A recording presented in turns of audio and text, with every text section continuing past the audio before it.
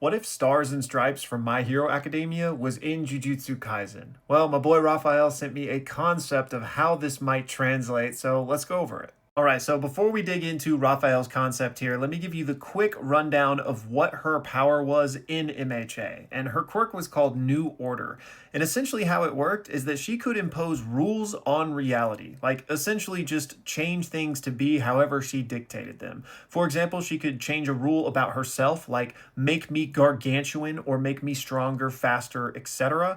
Or she could impose a rule on someone else, like an enemy. But in order to do that, she has to touch that person and know their name. And there's a limit of only being able to have two rules at any given time. So she's kind of like a watered down reality manipulator. Here's an example of her doing some crazy stuff in MHA by utilizing this quirk. But Raphael translates this to JJK and it's very similar. Basically, the curse technique form of this is exactly the same. She can have two rules, and in order to impose a rule on somebody else, she must touch them and know their name. But there are some kind of power constraints here. She can't just make a rule where she's omnipotent or all powerful. She can only boost herself so much, right? And Raphael says that basically the max that she would be able to boost her own statistics with one of her rules would be akin to like Heian era Sukuna, which is quite a lot, right? He also says that she would have reverse curse technique, hollow wicker basket, and a domain expansion. Now, obviously, there are no domain expansions in MHA, so here's where things get interesting. And what Raphael has cooked up for her is a domain called Liberty's Absolute Mandate.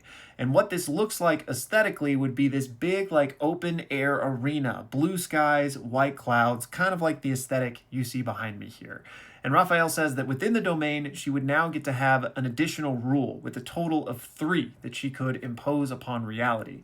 And in addition to that, the rules are a sure hit, and how that manifests is that she no longer needs to know her target's name in order to enforce a rule upon them.